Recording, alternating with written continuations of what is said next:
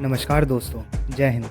आप सभी को छोटी दीपावली की हार्दिक शुभकामनाएं। दोस्तों, क्या आपको पता है कि हम छोटी दीपावली को नरक चतुर्दशी भी कहते हैं? आइए इससे जुड़ी एक रोचक कथा आपको सुनाता हूँ। यह कथा है नरकासुर नामक राक्षस और श्री कृष्ण की। नरकासुर श्री विष्णु और भूदेवी या माता पृथ्वी के पुत्र थे और असुर समय में जन्म लेने के कारण उनके पास दानव के लक्षण थे।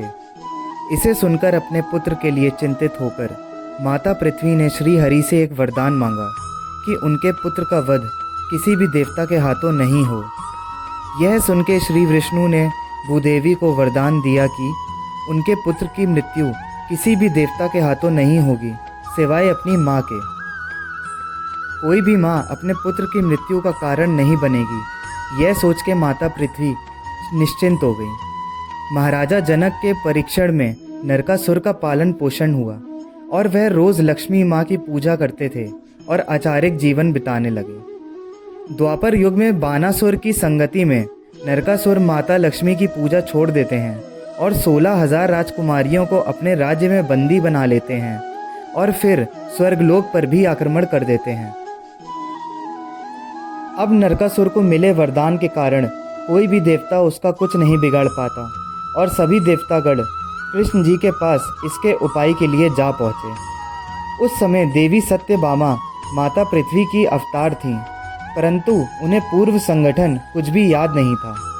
और तो और देवी सत्यभामा कृष्ण जी की दूसरी पत्नी भी थी। अब श्री कृष्ण नरकासुर को युद्ध के लिए ललकारते हैं। देवी सत्यभामा अपने पति श्री कृष्ण और नरकासुर के युद्ध को लेकर काफ़ी उत्सुक थीं, इसलिए श्री कृष्ण उन्हें साथ लेकर गरुड़ पर सवार होकर युद्ध के लिए निकल जाते हैं। युद्ध के दौरान नरकासुर का हथियार श्री कृष्ण को लग जाता है। उस समय श्री कृष्ण बेहोश होने का नाटक करते हैं। अपने पति को बेहोश देखकर सत्यभामा क्रोध में नरकासुर पर बाढ़ चलाती हैं और उसकी मृत्यु हो जाती है। इस प्रकार अपनी माता के हाथों नरकासुर का वध होता है।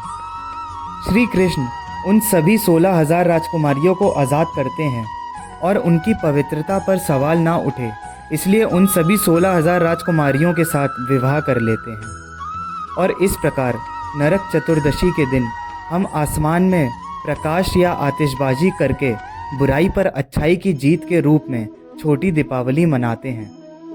वीडियो के एंड तक जुड़े रहने के लिए बहुत बहुत धन्यवाद। दोस्तों, मुझे तो लगता है कि हमारी हिंदू माइथोलॉजी की कहानियाँ मार्वल और डीसी कॉमिक्स से ज़्यादा इंटरेस्टिंग हैं, इसलिए ऐसी और कहानियाँ सुनने के लिए हमारे साथ जुड़े रहिए और ज़्यादा से ज़्यादा लाइक, शेयर और कमेंट करिए। जय हिंद।